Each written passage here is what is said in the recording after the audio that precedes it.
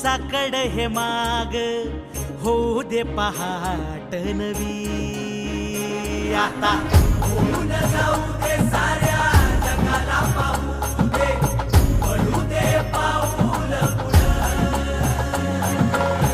जरी काट पाया खाली टाकल्याला येऊ दे पडू दे पाऊल पुढं मोठी लढाई र लढू मातीसाठी र गड्या मनगटाचं जोर लावून दाटला जरी अंधार एकजूट होऊ आज दिवा देऊ तेज धावर